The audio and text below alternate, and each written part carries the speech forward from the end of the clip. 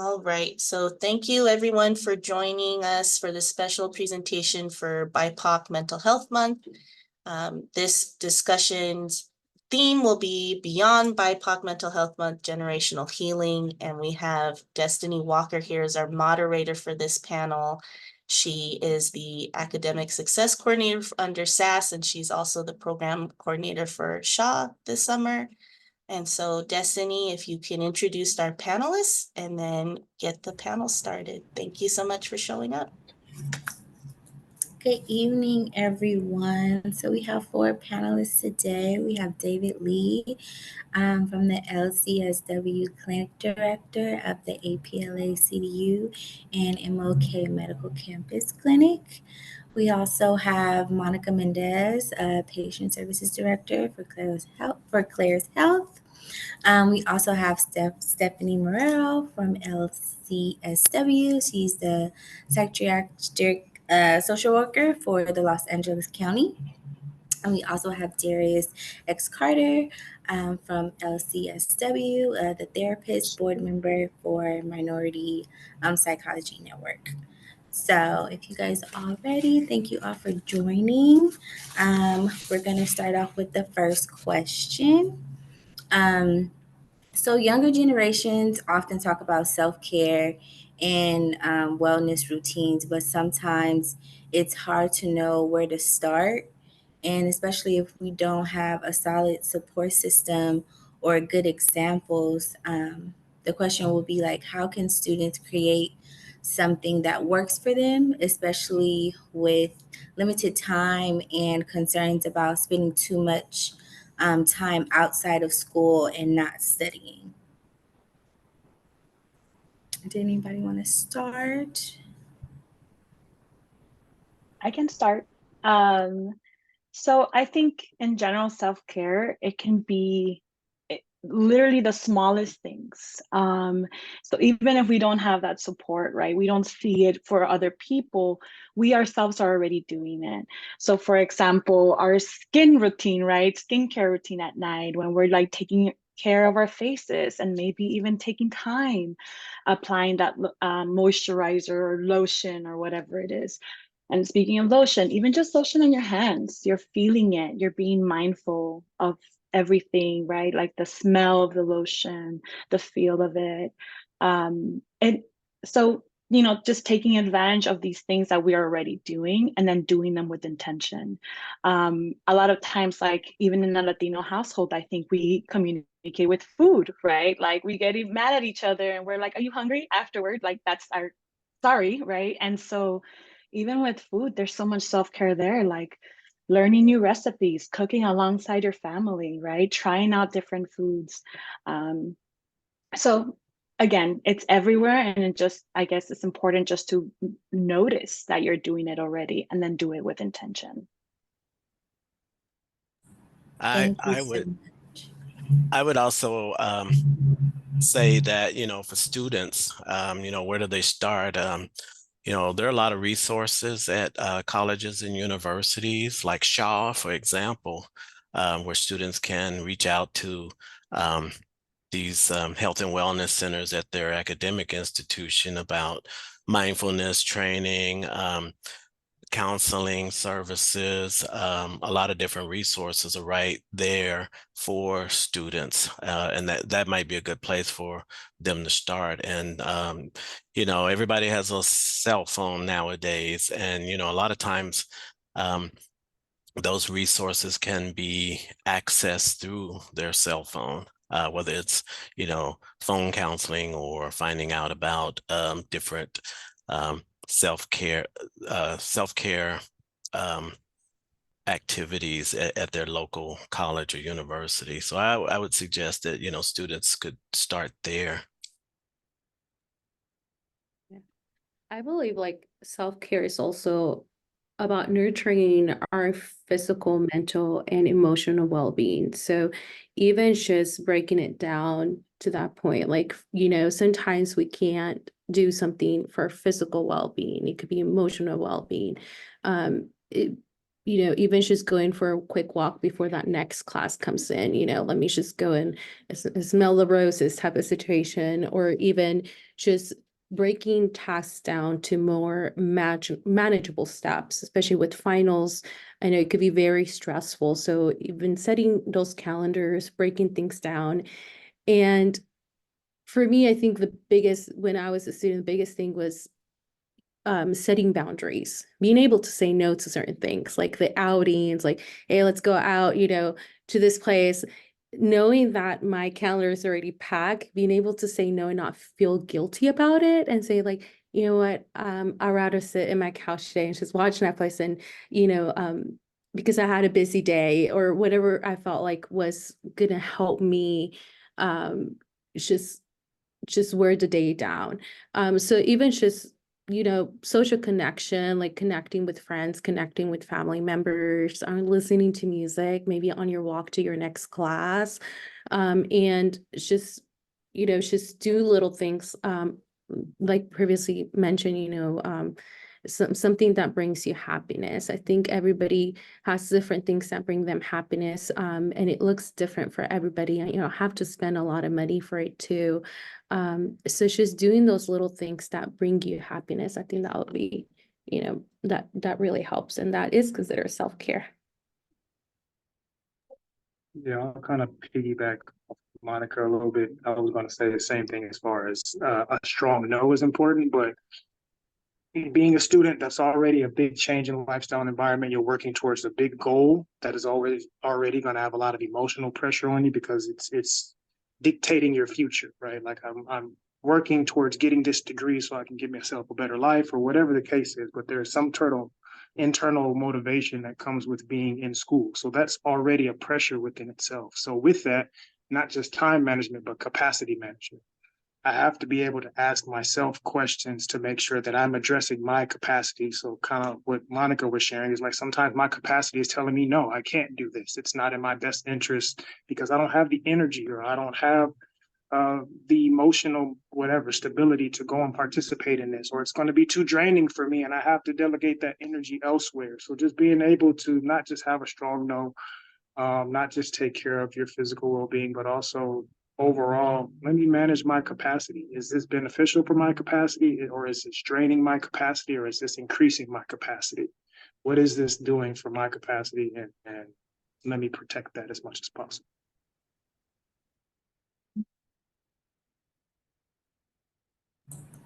Did anyone else wanted to add to that?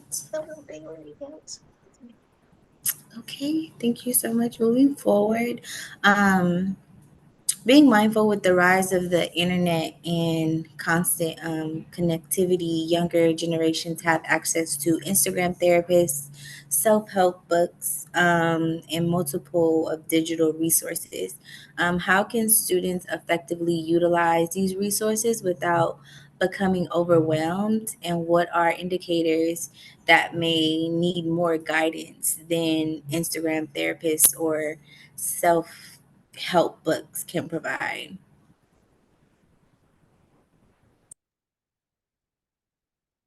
I'll say, like, in the pursuit of your degree, you're going to take multiple classes.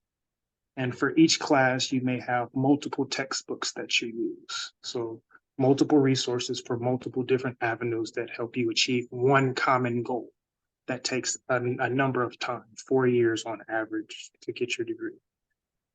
It's kind of the same with social media. Yeah, you can follow a lot of different pages that can give you different ideas or different interpretations on how to practice self-care, or how to manage your mental health, or how to do this or how to do that.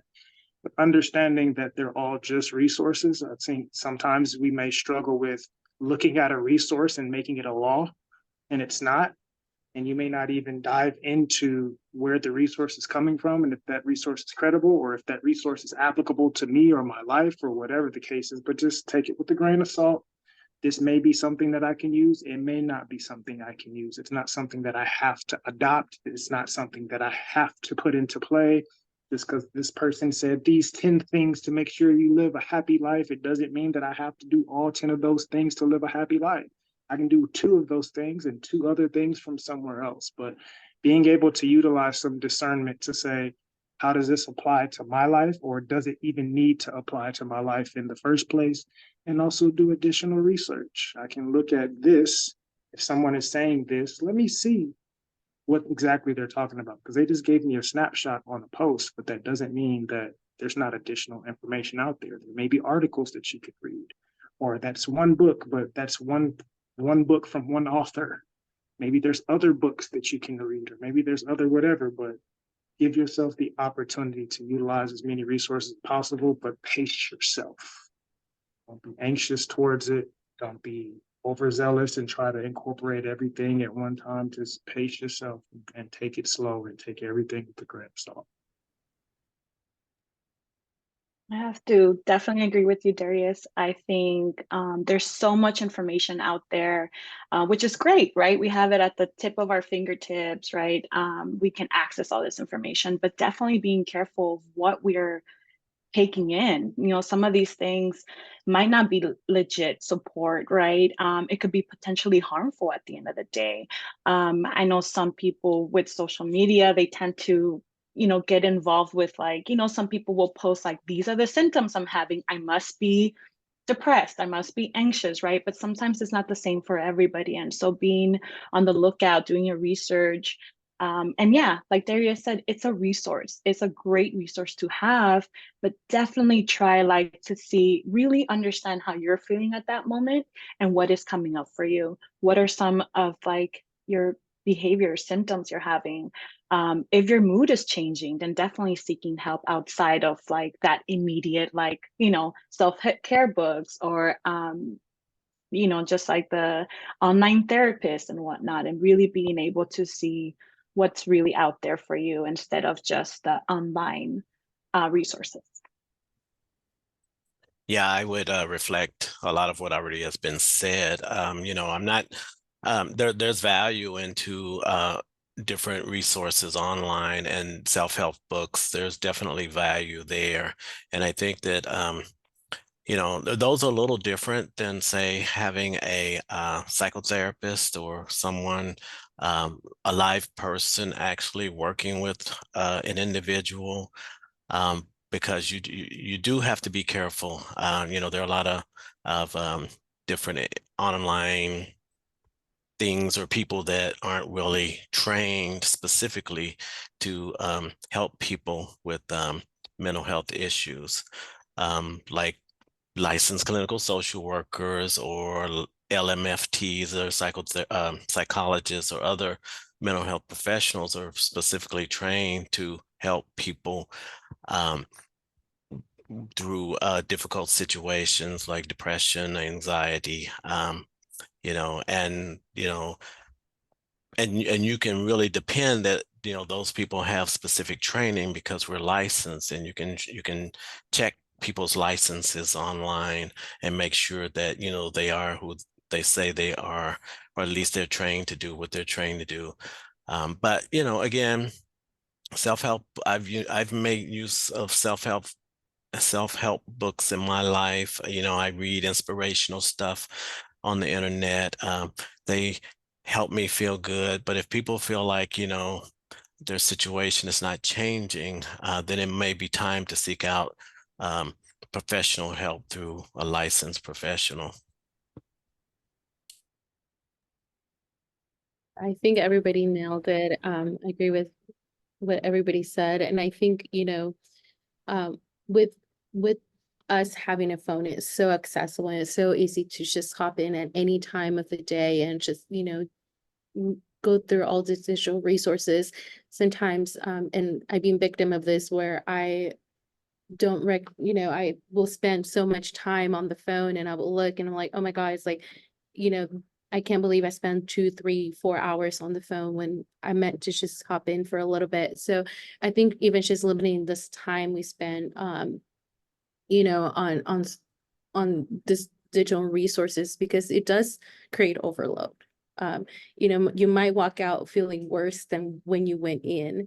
So I think even just preventing that overload. It's a lot of information, and you already receive a lot of information throughout the day with the different classes, different books, different lectures you participate throughout the day. So now we're already at overload, and then this just makes it worse. So I think, it's just even limiting that time. I think, digital resources are great if they're helpful, but I feel like at a certain point, personal guidance is needed, because it's like putting a bandage on an injury, and an injury that might, need professional help, professional support. So I feel like, just checking in with ourselves and seeing, is this more like putting a bandage on something and then the bigger issue that I feel like I need professional help with, and when is that time to reach out for that help, that guidance. And because I feel like, we're all individuals, we all have different needs, we're not,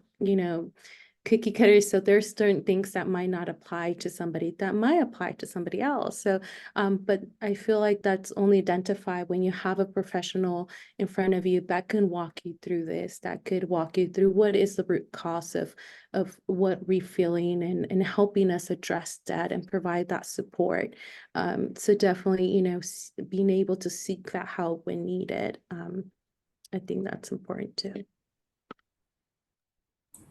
I want to add and kind of say, we've said it, but I want to say it a little bit differently. Please, please, please don't look at these posts and self-diagnose. Let a professional diagnose, seek the help to get a diagnosis if you feel like 4 signs that you may be neurodivergent, and you look at the post and you're like, oh, those 4 things apply to me. Well, now I'm telling people I'm neurodivergent. It's like, no, seek a professional. Some of the things you may be struggling with could be your nervous system is dysregulated, or you've gone through a trauma, or your diet is off and it's affecting your gut health, which is affecting your mental. Like, seek the professionals to make sure that you are getting the actual diagnosis, as opposed to looking at a post and saying, that applies to me, so I must be that. Slow your roll. Just get some professional help first before you start adopting these narratives that you see on social media. Thank you. Those are great answers. Being mindful of that imposter phenomenon is the feeling that one is not qualified or deserving of rewards or achievements. These feelings can be magnified in BIPOC and the first generation students. What guidance would you give to a student who is struggling with these feelings? I can say that, there've been multiple times, many times, too many times to count, where I have suffered from imposter syndrome. You know, the difference is that I'm aware of it. And being aware of it is the biggest step in addressing it. And the way that I've learned to address it is through self-affirmations, and having mentors who have reaffirmed my abilities and skills. So I think the first thing is that, if people are feeling like they don't measure up, or, that they're a phony or whatever, is to realize that, well, first of all, we don't get this far in our lives by not being capable, and qualified. And if someone is in school, that's an achievement in itself. But to help folks overcome that, I would just say, surround yourself with people who affirm you, and remind you that you are a capable individual.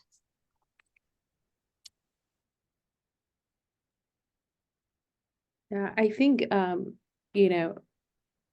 feel like if folks experience imposter phenomenon in school and work, and I feel like it's just something that's going to happen. And like previously stated, I think what really helps is being aware of it, and recognizing when it happens, and triggers. I recognize there's certain triggers.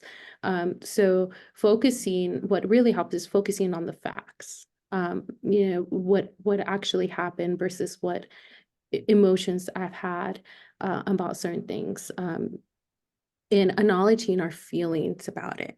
I think that's where the awareness comes in, not internalizing the emotions and just kind of, swap it under the rug, but recognizing like, okay, this is how I'm feeling about this, and it's, why am I feeling about it, and is it true? Is there facts? Because most of the time you'll find that there's no facts about it. That doesn't mean that your emotions are not valid.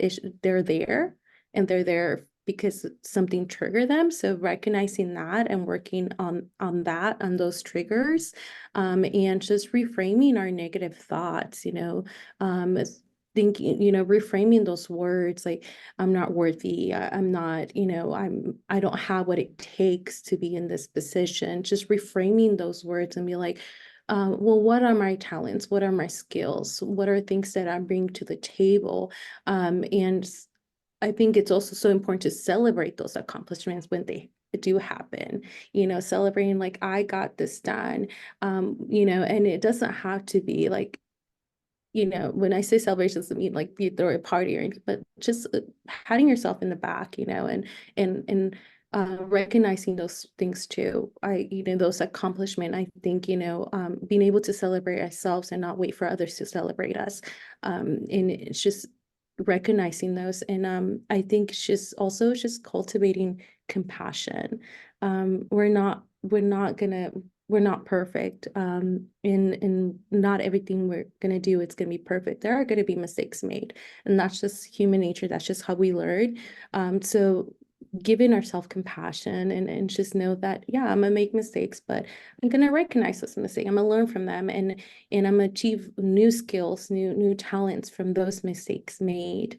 But yeah, I feel like it starts with awareness of what we feel like, and recognizing why we feel them, and seeing like, how can I deal with this feelings better? Like what did I learn from this? And just focusing on those facts. So I had to share about that. Definitely agree with everybody. Imposter syndrome over here as well. Even now, still sometimes I struggle with thinking like, okay, this was too easy. Am I missing something? I'm missing some steps. Maybe I'm just not like, this isn't for me because I don't know how to do my job right. So it's like all these times when like that imposter syndrome kicks in. But I think the best medicine of all, and Monica mentioned it, is like that compassion, being kind to yourself, practicing that positive self-talk. It's being able to say, you know what, I've done all this already. I went to school, I got that job, whatever it is, the journey led, being mindful of it and really looking back at that journey and saying like, I did it, and really reflecting on it, reflecting on the accomplishments we've made, right? Something that, like for example, right now, wow, I'm attending this panel as a professional, whereas a few years I'm like, what, right? And so even right now, it's like, I hope I'm getting through to you guys, right? I hope I'm saying the right things and whatnot. So it is, with everybody, but really just taking it with a grain of salt and really pushing forward. And yeah, compassion, being kind, positive self-talk, and just reflecting on your journey and how you got here. I definitely back up the sentiments that have been shared. Something that's coming to mind right now, although there is no actual perfection, which you have to help yourself understand that, but the path to perfection is paved with the lessons of imperfections, which means I have to fail or fall short or stumble or be imperfect or whatever the case is many, many, many, many times, and continue to move forward and continue to get up from those lessons and apply them in my journey towards perfection. I'm not at the end of my journey right now. I am a student. I don't have the degree yet. I'm in the process of going through a journey. So why am I allowing myself to approach myself as if I should be perfect? The fact that I'm accepted as a student and I am enrolled in this school lets me know that I belong here. I am good enough to be here. Now, the decisions I make while I'm here are entirely up to me. But your goal was to become a student at this university and you achieved that. So why are you telling yourself that you don't belong here? Going through that mental process is something that I normally call challenging your distortions. There's a distorted way of thinking that enters your mind. Challenge it a little bit. Don't just accept it as fact. Like, let me dive into it. Or you don't deserve to be here. Well, why not? Why don't I deserve to be here? I got accepted. I'm enrolled in classes. I could be in my junior year. That means I've completed multiple years to get to this point. Like, I actually do deserve to be here. Or, as was mentioned in the question, I could be the first in my family to be here. I'm breaking a cycle. Why don't I deserve to be here? But that's you taking actual evidence, as was shared earlier, to challenge the distorted thinking that's popping up in your mind to make sure that it's like, oh no, this is just fear. This is just worry. And then name it for what it is and then address yourself accordingly.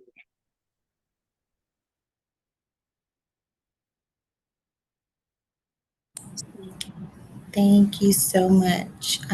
With the focus theme being generational healing, beliefs about mental health are often influenced by generational differences. What do you think can be done to bridge the gap between generations and promote healing across generations?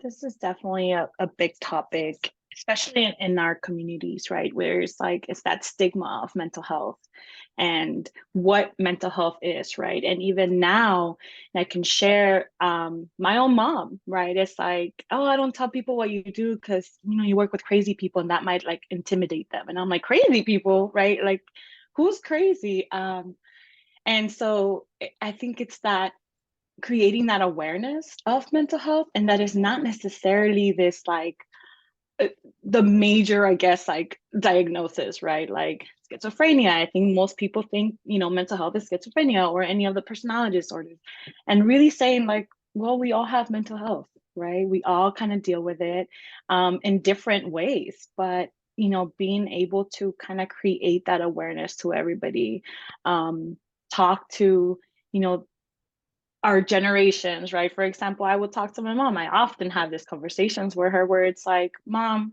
you even need mental health, right? You even should have like a therapist, right? It's always nice to talk to someone.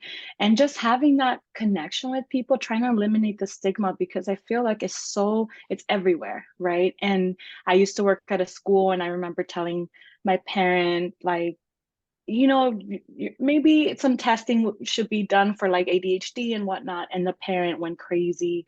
No, my son is not crazy. He doesn't need this.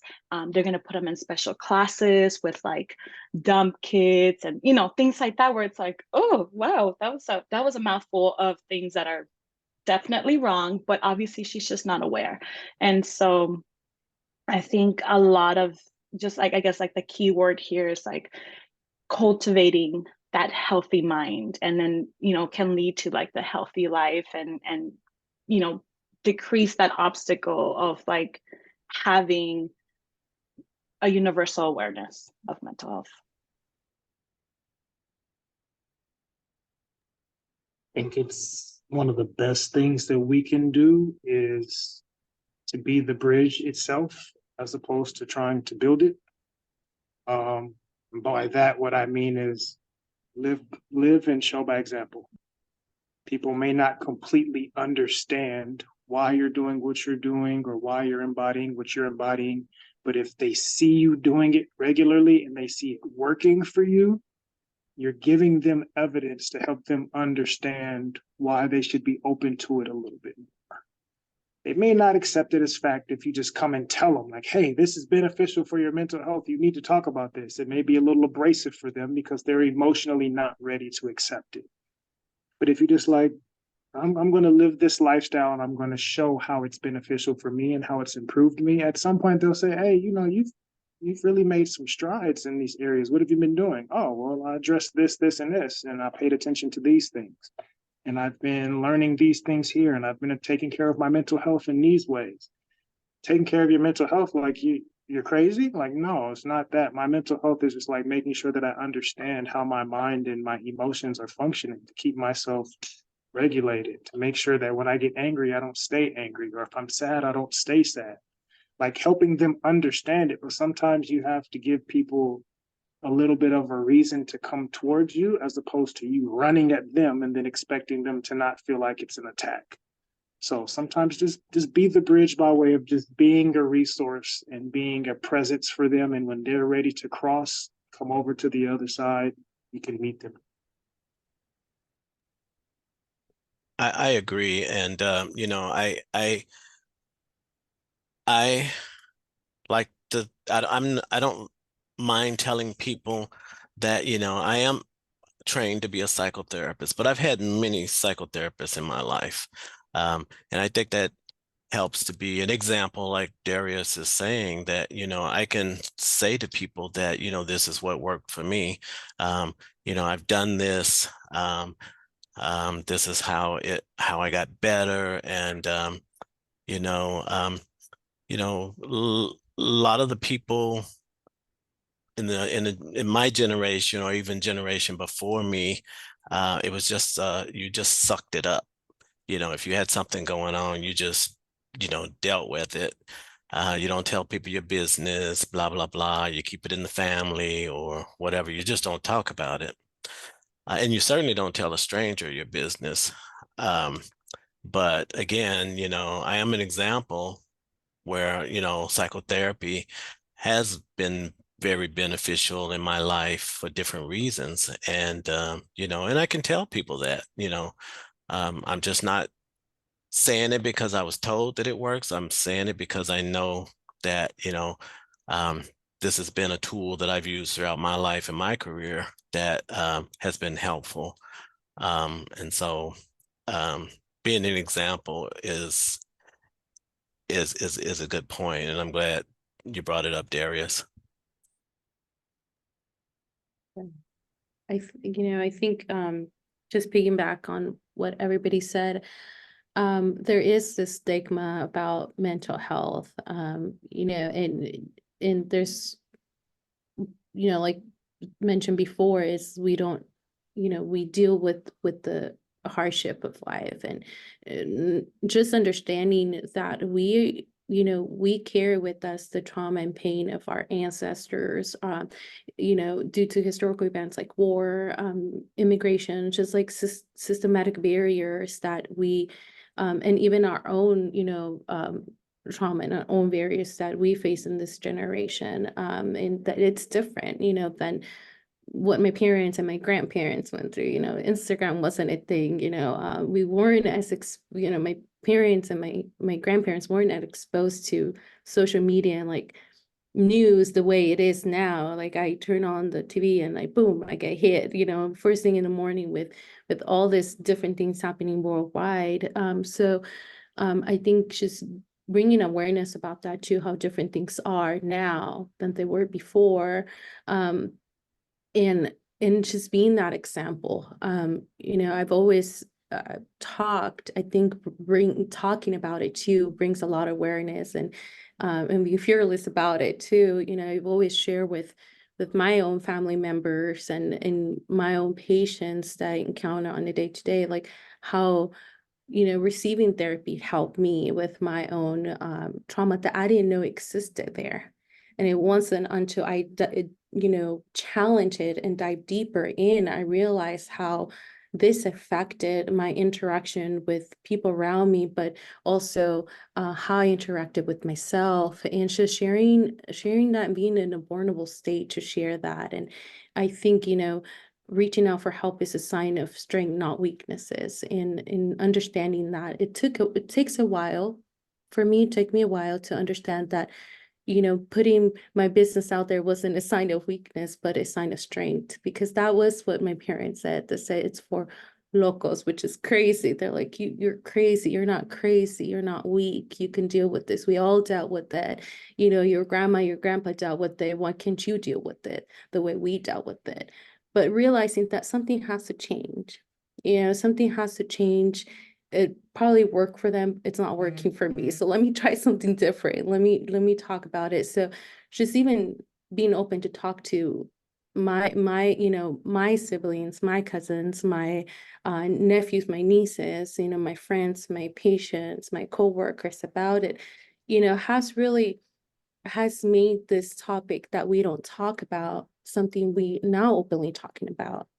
Recognizing that, maybe I do need to reach out for help, in leaving, I think, being that safe space also for people to come up and say, hey, you know what, I thought about what you said and it looks like it's working out for you. Let's talk about it. Who did you call? Which therapist did you work with? How's it working for you? And being that safe space. But I think being the first person and being that example really does allow others to jump in when they're ready, and to ask questions, and think approaching it with curiosity and compassion, that really helps. Thank you so much. Being mindful of that, individuals sometimes reflect that their circumstances are nothing compared to the levels of racism, displacement, and violence others went through, and feel guilty about complaining about their own struggles. What do you find is the best way to validate and affirm these clients? I will say the best way to validate and affirm them is to help them understand that what they're experiencing is true and real to them, and it's affecting them. So, they don't have to feel bad about that. Is it going to affect everybody the same? No. I mean, we can use our current political climate as an example. Like, no matter which side you choose, if you choose a side at all, you're still going to have responses to how things in your environment are being described or displayed, or how they're playing out. Same thing happens for the environment of your home. Same thing happens for the environment of your campus and things that take place there. Like, these are things that are really happening in your reality that affect you, your mindset, your nervous system, your emotions. And it's just coming from a cultural standpoint, and that's okay. So make sure that you find safe spaces that affirm you and give you the ability to talk that through, the ability to see other people are going through these same struggles just like you are. It may not be exactly like yours, but at least you can see, oh, I'm not the only person that comes from a marginalized environment. Oh, I'm not the only person that is first generation this. I'm not the only person whose parents were immigrants, or I'm not the only person. Like, find other places, especially on campus, that has other students with similar stories, so that you can see, like, oh, I'm not the only one that's affected emotionally or mentally by these cultural things. And we're all navigating it through together. At the same time, we're simultaneously navigating being students and trying to get degrees to improve these circumstances. So what you're feeling is real. What you're telling yourself is real. Does that mean you have to accept it or adopt it? No, but let me find safe spaces to process it properly so that I can understand it and then move forward in the ways that are best for me, whether it's from a cultural standpoint or from a personal standpoint.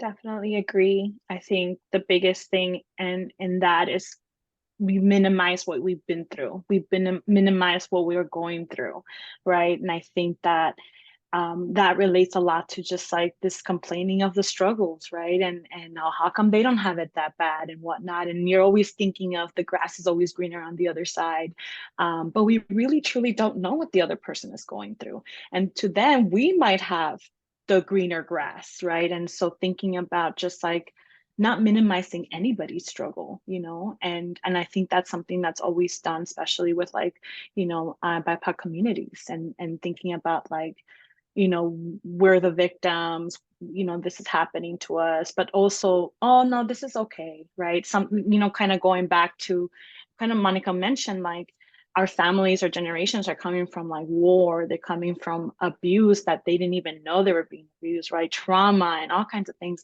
And to them, it's like, oh, I'm fine, right? Nothing happened. And they're minimizing everything that they went through. And so I think as you know, in an agency, as providers, as students, we have to be able to be there and be present and not minimize any of that. You know, and not any situation is too trivial not to talk about it.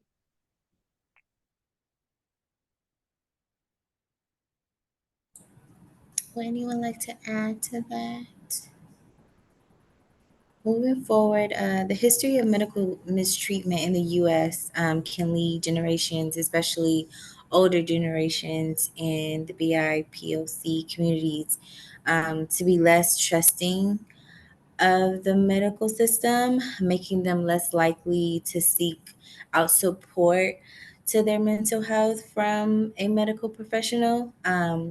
What if anything can providers or organizations do to rebuild trust in those communities?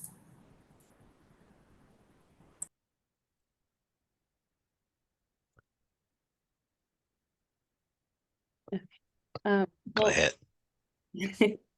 I think with, you know, at least with our organization, we try to meet patients where they're at. You know, not everybody's going to be ready to talk about certain things. It's a process. Healing is a process. So understanding that, meeting patients where they're at, not forcing our own agenda on them, but rather taking a step back and seeing what their needs are and what they're willing to work on, and understanding cultural issues too. I think it's so important. You know, understanding what it takes for a student to come in and seeking help, making mental health more accessible. Because then, you know, we run into insurances, we run into fees, we run into, we're only open 9 to 5, but the student is in school 9 to 5. So how is they're going to access the services that they're seeking? So understanding that, you know, understanding what it takes for this person to get to your location. How many did they need to take the metro? Did they need to take the bus? You know, what did they need to, what it took them to get to that point? You know, I always try to remind my coworkers that, you know, that there's so much that happened between that person leaving their house or their whatever they left to get to our clinic. So much happened during that time that we're not seeing, that it could impact the way they open up to us, could impact whether they made it to their appointments or not. And just understanding that, you know, understanding those things and understanding that cultural issue. Maybe there was an argument with their parent before they came to our appointment because their parent might not be in agreement that they are opening up to a therapist, somebody who's a stranger. You know, understanding how difficult that was, you know, how many barriers there were in place before they arrived to us. So it's just, I feel like as professionals, you know, part of building that trust is understanding those struggles, understanding those barriers, in understanding those cultural issues that we might not, you know, we might not be encountering ourselves. I can't relate to every patient that I meet, but I could, you know, I could meet them where they're at and try to and approach it with, you know, with compassion, in patience. On my end, a lot of patience and taking it at their pace. Yes, I would also say that, you know, reading the question, what if anything can providers and organizations do to rebuild trust in BIPOC communities? You know, we are the gatekeepers for specific communities. And I know for me, if my doctor tells me to do something or make a referral, I'm more likely to do it. Not saying that I'm going to go to the gym because he says go to the gym and work out, but I'm more likely to do it because I trust him or her. And so organizations, providers that serve BIPOC communities, you know, we are the people that they trust. And so if there are misconceptions or misinformation about the medical field, you know, we are the people that they are prone to listen to. And so it's upon us to, make sure that they get the right information. And so, I just, and research shows this, that, if a provider makes a recommendation or a suggestion, then that patient is more likely to follow up than, say, if it's some stranger or outside organization. So I think it's just important that we understand that, we are the people that BIPOC communities listen to, and to make sure that we are giving them the right messages. I think to add to that too, just, what Monica said, to meet individuals where they're at, just meet them where they're at, what's happening with them, how you can help them in that moment. But also I think being transparent that our system is not perfect, right? And letting them know, like, hey, I'm sorry, right? Historically, that's how it's been. Like they've and they're acknowledge that it's their right to fear it, or maybe even be concerned of it, or like, where is it going to lead me to? Even now, you go to a doctor, you tell them what they feel, and then they kind of give you the runaround. And I think it's important just to kind of treat everybody, with the same care. Don't assume that because you had another Latino, client, they're going to be exactly the same, or they're going to have exactly the same symptoms and whatnot, or whatever the case is, right? So not assuming, meeting where they're at, and really just being transparent about the system, and the different types of system, because I know even in like mental health, or like Department of Mental Health with the county, we are often, thought about as DCFS. So they're like, no, if I say the wrong thing, you're going to take me away from my family. And it's like, no, we're not here for that. I want you to feel comfortable with me as your mental health therapist, right? So again, being transparent, explaining the system, explaining that nobody's perfect, and then hopefully building that rapport from there, right? Meeting them where they're at. Yeah, Stephanie kind of touched on the point I was going to make. There's a lack of trust because that person feels that we are ignorant of their experience. So meeting them where they're at means we have to approach them with authenticity, transparency, and intentional awareness. I have to make sure that I convey to you that I understand your circumstances, your fear, and the things that have contributed to that fear. So I have to approach you in a certain way that's based on you specifically, that lets you know that I understand what you're going through, or what your people are going through, if I don't identify with whatever culture or sexual identity or gender identity, whatever the case is. But I have to help you understand that I understand, which means I may have to offer other resources as well. A lot of people may think that because my mental health is a medical issue, that I have to go through my hospital or medical provider. It's like, no, you can also go through other organizations. You can also go through other programs. Here are some resources, strictly as an example. I'm somebody that's Black is seeking support, and they may not trust me. Well, here's some resources that are in Leimert Park. I know Leimert Park is a big resource for your community. Here are some mental health resources in that area that people from the Black community typically frequent. Like, that's me intentionally showing you that I understand you may not trust me, but you can go to these places that identify with you and they trust you.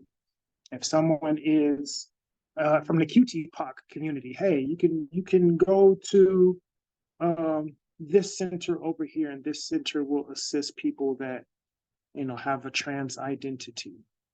You can go to this center over here, and they normally service people that are queer. But like, I have to understand this is something that you think I don't understand because it's your identity and not mine. Here are some resources that can benefit people that identify with you, where you could feel more comfortable. And they may feel comfortable enough to just say, thank you for those resources, but I'll stick it out with you and see how it goes. But that's meeting them where they are. I have to intentionally show you that I'm aware of your identity and I'm willing to support you and understand why you have these feelings that you have.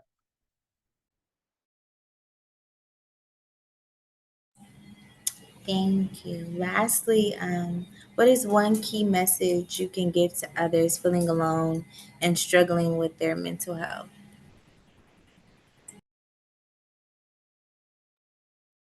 Biggest thing, you're not alone. I think that's the biggest message anybody can give, really. But you know, a lot of people struggle with mental health every day. You know, even us in this room, I'm sure we've struggled. You know, we don't have perfect weeks, we don't have perfect days. But really just being aware of those feelings and seeking help if needed. You know, you can't do it alone, and you weren't meant to do it alone. That's why there's so many people around that are willing to help. You know, just in this room, we have so many people that do that. So you're not alone, and seek help when you need it.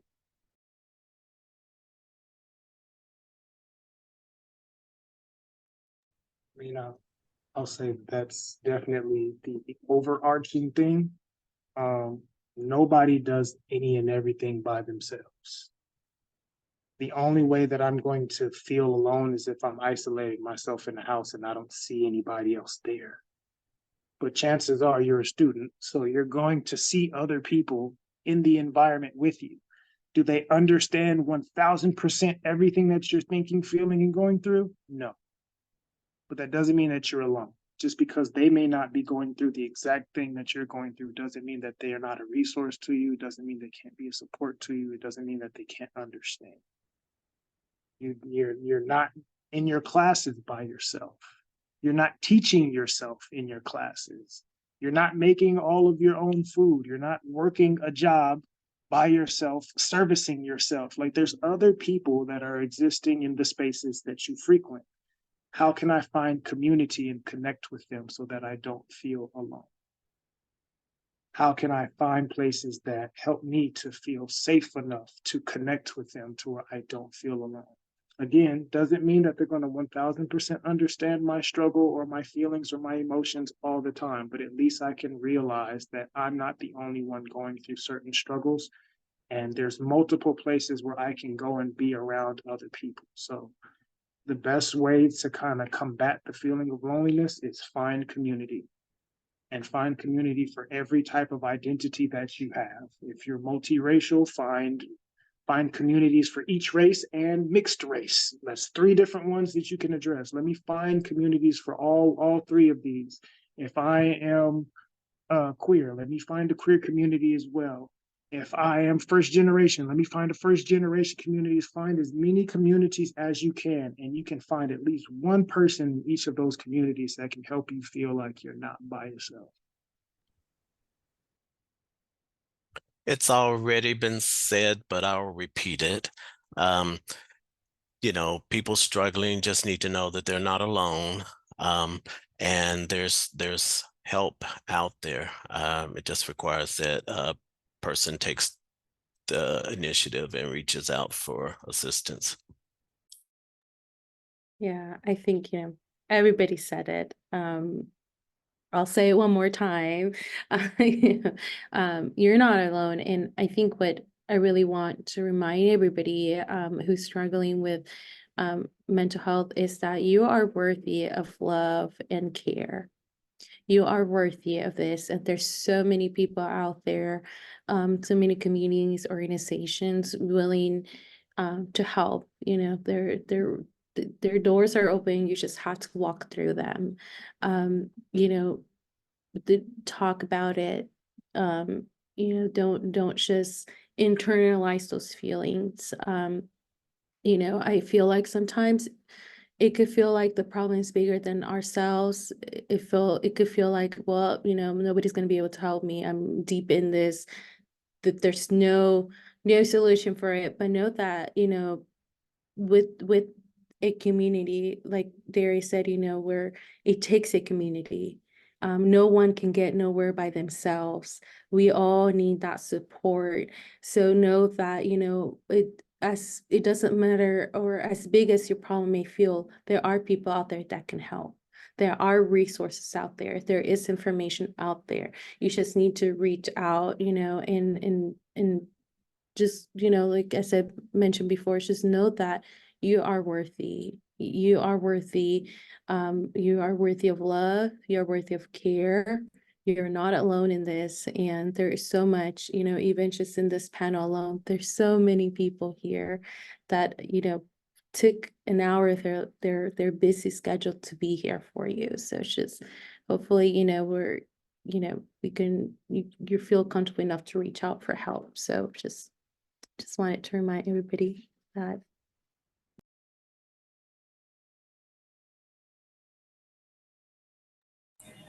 Okay, thank you. I don't feel alone. I feel like this is a great webinar for a safe space. I appreciate everyone's answers and insight. Sarah, do you want to open it up for Q&A? Yeah, I just want to reiterate, thank you all. You guys had great responses to these questions, and I appreciate your openness with it. I think that in itself, when a provider can be open like that, I trust, my provider more. So I would be honored to have either one of you guys as as someone treating me or working with me. I think that's, that foundation. And it aligns with our CDU's mission, right? We're trying to cultivate a workforce of people who look like the people in the community. And so if that's the one common thread, you look like me, that's going to get someone in the door to seek help, then anything we can do to cultivate that is worthy. So again, I just appreciate everyone's time here and your very thoughtful and moving responses. The only question that came through is, as we wrap up this last minute, is kind of what is your favorite self-care thing to do for yourself? How do you kind of take care of yourself at the end of a busy day? So just a few words if you can. I can go. I love to read, so I definitely escape in fantasy world of the books that I read. And if I'm not reading, I'm going to the movies or hiking. So just a lot of little things. More so on the weekend, but yeah, reading is my number one. I walk a lot. My office is here on the campus of Charles Drew University. A lot of times you'll see me walking around campus during my breaks.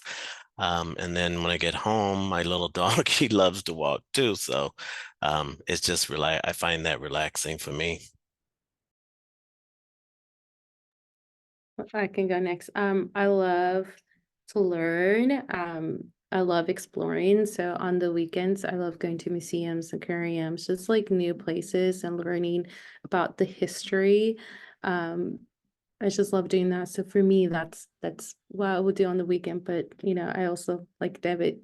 I love walking too. So in between meetings, I will take a quick walk and just come back in. So that's just my daily self-care that I do.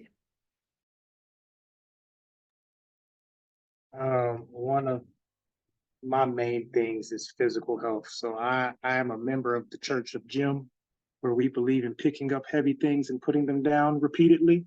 So I'm going to be in the gym on a regular basis every day. That's how I start my day. Meditation, some reading, hitting the gym for a couple hours, and kind of working all this energy through my system, and then service the community for hours on end. When I'm done, I'm going to play some video games or watch some anime and make myself something to eat, and then do it all again the next day. Awesome. Yeah, I mean, I think that's a great analogy for life and self-care, right? Pick up heavy things, but you got to put them down too. So that's awesome. So thank you again so much for sharing your time with us. We really appreciate it. And thank you for joining this BIPOC Mental Health Month panel. Have a good rest of your day.